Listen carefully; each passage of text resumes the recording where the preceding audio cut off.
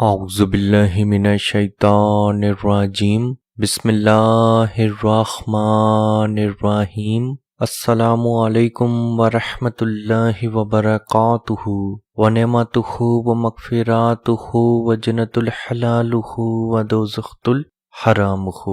True Islamic info کی طرف سے میں آپ سب لوگوں کو خوش آمدید کہتا ہوں۔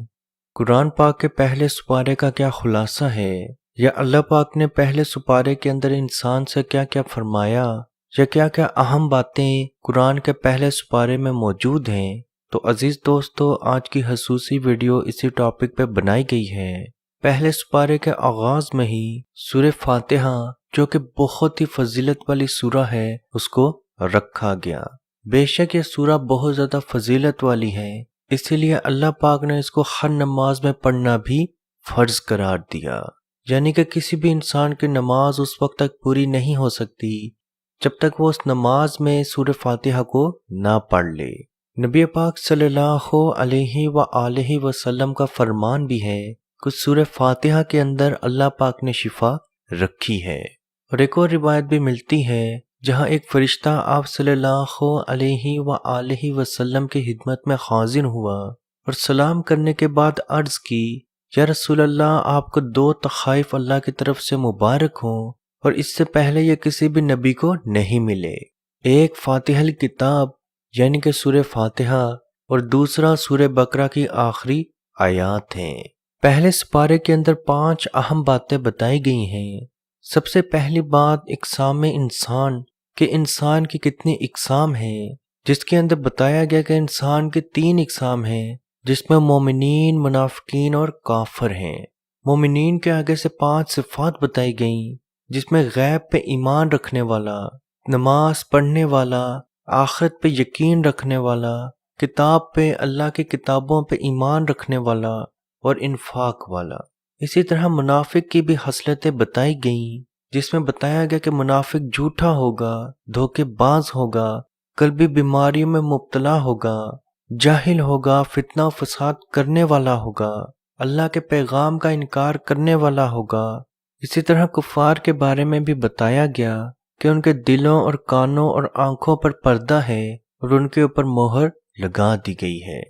دوسرے حصے میں اللہ پاک نے اعجاز قرآن کے بارے میں بیان فرمایا۔ جن صورتوں میں قرآن کی عظمت بیان ہوئی ان کے شروع میں حروف مقطعات آتے ہیں، جیسے الف لام میم۔ یہ حروف بتاتے ہیں کہ انہی حروف سے تمہارا کلام بھی بنتا ہے اور اللہ تعالیٰ کا بھی بنتا ہے، مگر تم لوگ اللہ کے کلام جیسا کلام بنانے سے عاجز ہو۔ اور اللہ پاک نے کفار کو یہ حکم بھی دیا کہ جہاں تک ہو سکے اس آیتوں جیسی کوئی آیت لے کے آ سکو۔ تیسرے حصے میں حضرت آدم علیہ السلام کا قصہ بیان کیا گیا، جس میں حضرت آدم علیہ السلام کو اللہ پاک نے اپنا خلیفہ بنایا۔ اللہ تعالیٰ کا آدم علیہ السلام کو علم دینا، فرشتوں کا اقرار کرنا، شیطان کا انکار کرنا، پھر اس کا مردود ہو جانا، اور جنت میں آدم و حوا علیہ السلام کو شیطان کا بہکانا، اور پھر انسان کو خلافت ارض عطا ہونا بتایا گیا۔ چوتھے حصے میں احوال بنی اسرائیل، یعنی کہ بنی اسرائیل کے اوپر جو اللہ پاک کی نعمت تھی اس سے جو انہوں نے انکار کیا، اور اللہ تعالیٰ نے ان کے اوپر جو لعنت نازل فرمائی اس کے بارے میں بیان کیا گیا۔ پانچویں حصے میں حضرت ابراہیم علیہ السلام کا واقعہ بیان کیا گیا، یعنی کہ حضرت ابراہیم علیہ السلام کا اپنے بیٹے کے ساتھ مل کر خانہ کعبہ تعمیر کرنا، اور پھر اللہ پاک سے اسے قبول فرمانا، اور پھر توبہ اور استغفار کرنا بتایا گیا۔ عزیز دوستو، یہ 5 حصے قرآن پاک کے پہلے سپارے کا خلاصہ ہے، جس میں اقسام انسان، اعجاز قرآن، تخلیق آدم علیہ السلام، احوال بنی اسرائیل اور حضرت ابراہیم علیہ السلام کا قصہ ہے۔